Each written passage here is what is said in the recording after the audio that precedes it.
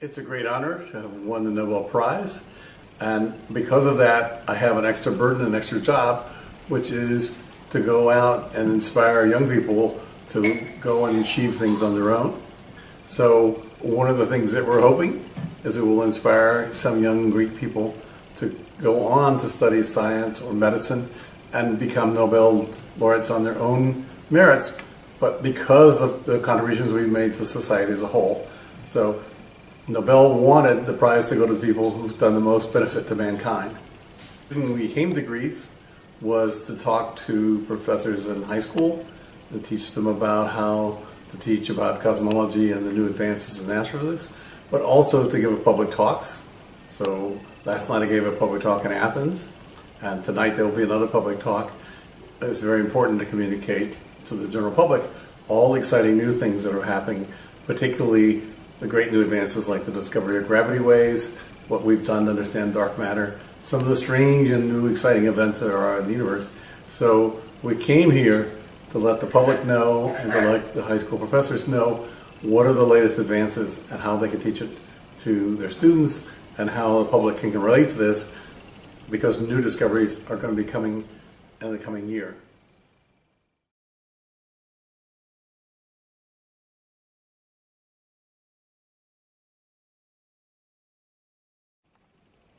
As scientists and people from Western culture, we have a great admiration for the ancient Greeks, and one of the things we're going to study how the fundamental forces work and what are the fundamental particles and how does the universe as a whole work.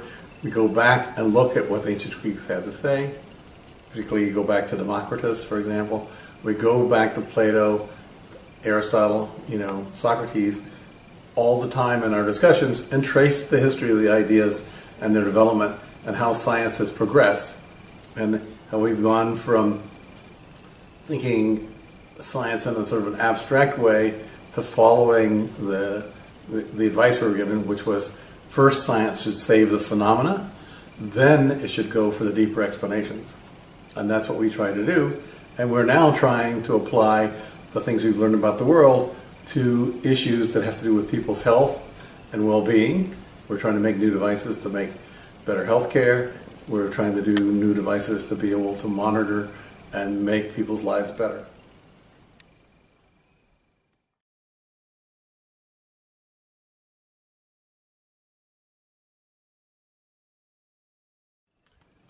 We've had a great time in Greece.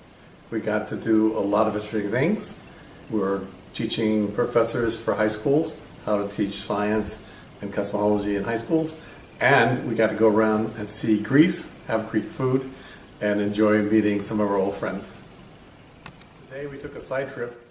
We played hooky from the classroom, and we came down to the Peloponnese to visit the largest island of Greece, man-made, but have a chance to see the region around Sparta, to try and understand it and the surrounding neighborhoods, places that I had visited only once before in my life, long ago, and I wanted to see how it developed and learn more about Sparta and the region, and also to get a chance to visit some of the small villages here, some of the small towns, and see what they were like.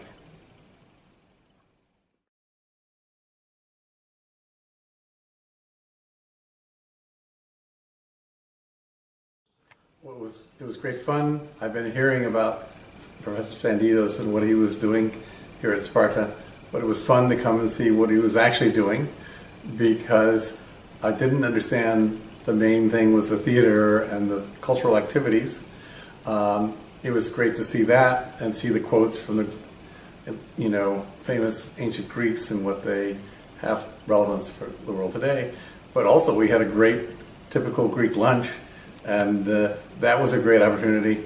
We didn't have enough time here, but we really enjoyed the fact that we're able to come to Sparta and see it, see what Professor Spandidou is doing with the theater, see all the various people in the area, and visit the whole region in more detail than ever before.